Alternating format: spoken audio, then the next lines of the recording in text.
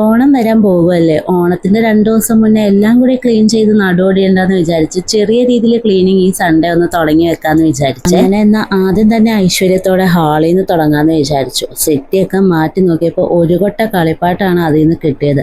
പാച്ചക്കുട്ടൻ എല്ലാ ചെറിയ കളിപ്പാട്ടും എടുത്ത് സെറ്റിയുടെ അടിയിലേക്ക് കയറ്റി വിടുകയാണ്. അങ്ങനെ ആദ്യം തന്നെ അതെല്ലാം മാറ്റിക്കൊണ്ട് കഴുകി വെച്ചു.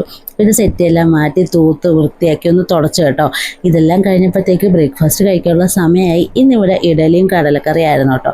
പക്ഷേ എനിക്കതത്ര ഇഷ്ടമല്ല. ചൂടോടെ ദോശ ഉണ്ടാക്കി കഴിക്കുന്നതാണ് ഇഷ്ടം. അങ്ങനെ ഞാൻ പണിയൊക്കെ കഴിഞ്ഞ് വന്നിട്ട് അടിപൊളി ഒരു ദോശ ചൂടാൻ വേണ്ടി തുടങ്ങിയതാണ്. പക്ഷേ എന്താണെന്നറിയില്ല, വിശപ്പിൻ്റെ വിളി കൊണ്ടും എൻ്റെ തെറുതി കൊണ്ടും ദോശയുടെ ഷേപ്പൊന്നും അങ്ങോട്ട് കറക്റ്റായിട്ട് കിട്ടിയില്ല. അങ്ങനെ പിന്നെ കിട്ടിയ ദോശ ആവട്ടെ എന്ന് വിചാരിച്ചിട്ട് ദോശയും കടൽക്കറിയൊക്കെ കൂട്ടി കഴിച്ചു.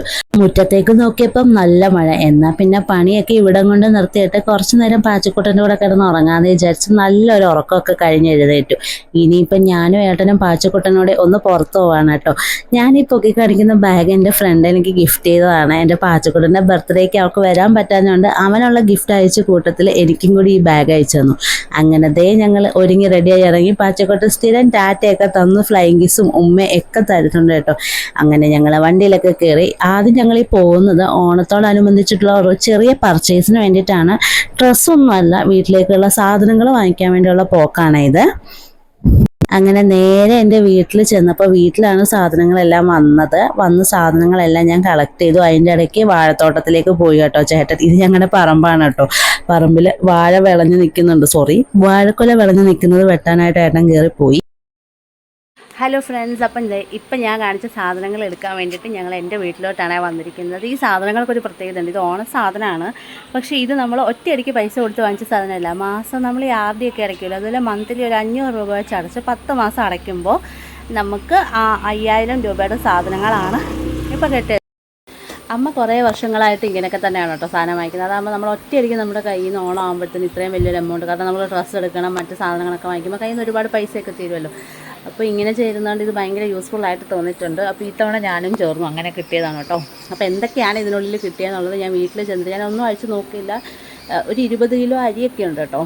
അപ്പം എന്തൊക്കെയാണ് ഇതിനുള്ളിലുള്ളതെന്നുള്ളത് ഞാൻ വീട്ടിൽ ചെന്നിട്ട് നോക്കിയിട്ട് നിങ്ങൾക്ക് കാണിച്ചു തരാം കേട്ടോ. ഇതിപ്പോൾ നമ്മുടെ അടുത്തൊരു സ്ഥലത്ത് എല്ലാവരും കൂടി ചേർന്നിട്ട് ഇത് ഞാൻ ഗ്യാസ് ബുക്ക് ചെയ്യാൻ കൊണ്ടുവന്ന ഗ്യാസ് ബുക്കാണ്.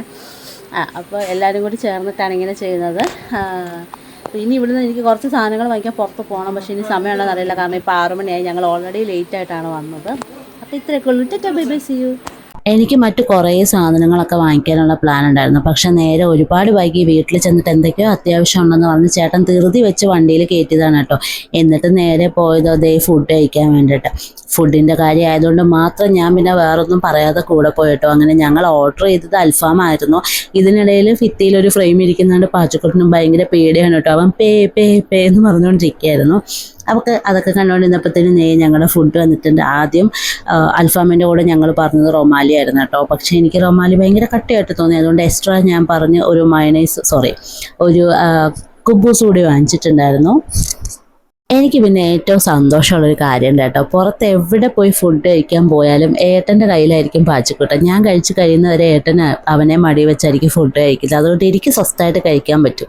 അങ്ങനെ ഞങ്ങൾ ഫുഡൊക്കെ കഴിച്ച് നേരെ വീട്ടിലോട്ട് വന്നപ്പോൾ ഇതൊക്കെയായിരുന്നു സാധനങ്ങൾ. ഇത്രയൊക്കെയുള്ളൂ. Tata bye bye, see U.